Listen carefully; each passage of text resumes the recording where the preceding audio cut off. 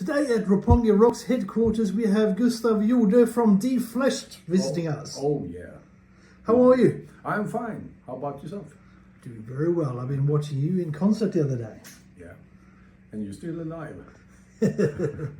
How would you describe Defleshed music? Is it thrashy death metal, or is it deathy thrash metal, or is it defleshed metal, or what is it? I don't know. We don't really focus about it. It's some kind of blend between grind, death, thrash, something like that, you know. We do whatever, you know, we think of at the moment, and it turns out the way it does. But it needs to be a little bit thrashy. It needs to be, you know, the brutality from death metal, and it needs to grind as well, you know. So that's the baseline, I guess. Fair enough. And does it have to be both fast and heavy when you write new music? Because pretty much almost all your music is fast and heavy. Yeah, well, I mean, we try to incorporate some kind of dynamics to it, so it's just not, it cannot be fast all the time, because then the fastness will lose its brutality. So you need to incorporate a fair share of heavy moments, and maybe a little bit, you know, choruses that you can, you know, chant to and stuff like that. So we try to vary ourselves as much as we can within the music, you know, direction we have chosen, so to speak. Yeah. And do you write together, all three of you, or how do you actually develop the music? Yeah, I can say that.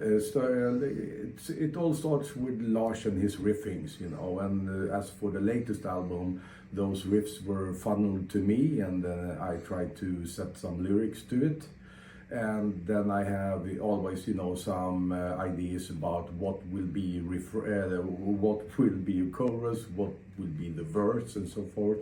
Maybe I want to take, you know, a part of what he did a couple of extra times, and maybe minimalize something else, and we take it from there, and then Matte do his thing with it.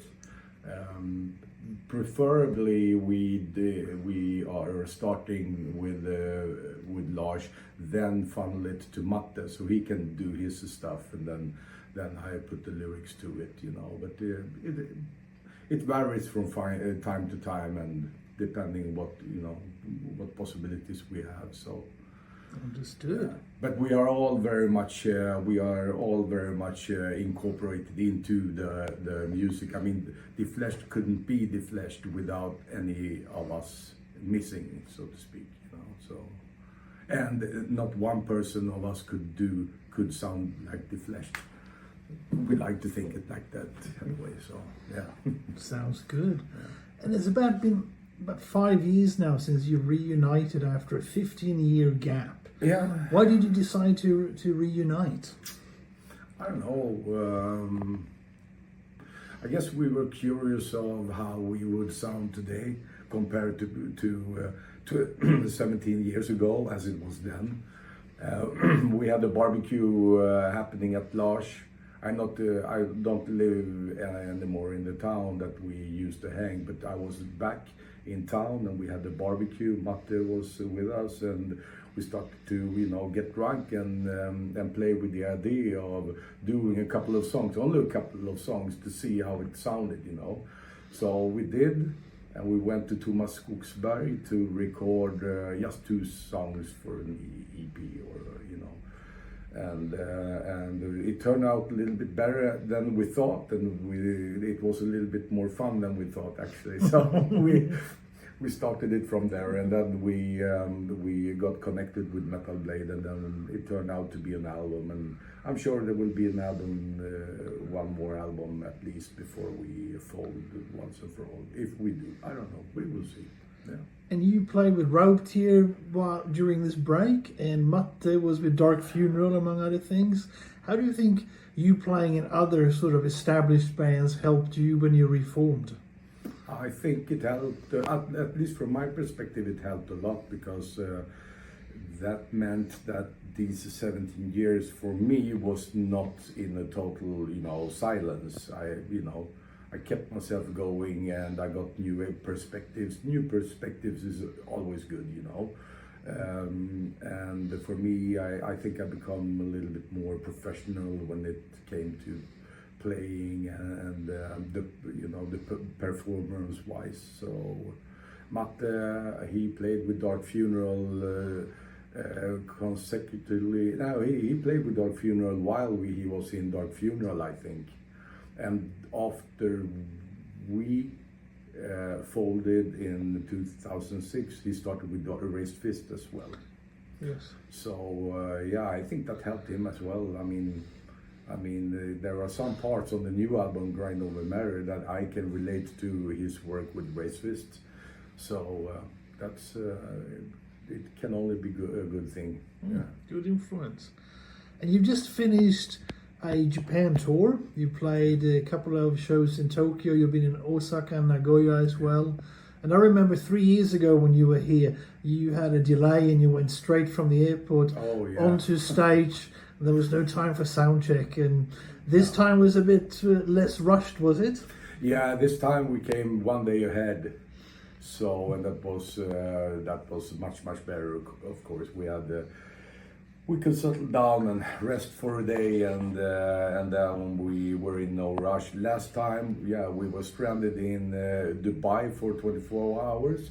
That meant that we came to the airport very late. So late that we couldn't take the taxi, because then that would be a risk with being stopped in the traffic, right? So the best possibility back then was to take the train to directly to Shibuya, to the space of the place, you know. But that meant a lot of carrying and changing train stations and stuff like that. I mean, our arms, they were 2 meters long at that time. We arrived 50 minutes before the show. The hands were like this. We were we have some skulls that we put on the wooden sticks, right? And those are anchored with some, I don't know what you call it, wire, some steel wire. I cut myself in the fucking wire because my hand was like this, you know. In the last minute, it was gushing blood open, just minutes before we go into stage. I mean, and it was panic. But in the same time, it was a good thing, because we already, when we entered the stage, we already had the adrenaline pumping, you know, and the horns were already there. So it was one of the best shows that I think we made anyway. So it was all good in the end. Fair enough. Yeah. And it's been 3 years since the last album came out. Yep. And you mentioned you're thinking there's going to be another album. Are you already working on that? Yeah, well, we have started to play with the idea. I know there are some MP3 proposals that are on the drive that we can, you know, that Lars has started with. So I think the wheels are in motion for that. But I cannot tell you when it comes. I mean, 3 years in the world of Defleshed is nothing, you know. So I think we will spend the next track, maybe two years making it. There is no need to rush an album. If it's one of the last albums we will do, there is no point in rushing it. No, can as well make it as good as we can. Fair enough. Well, thank you for swinging by Roppongi Rocks, and we hope to see you here again. My pleasure. Thank you so much, Stefan.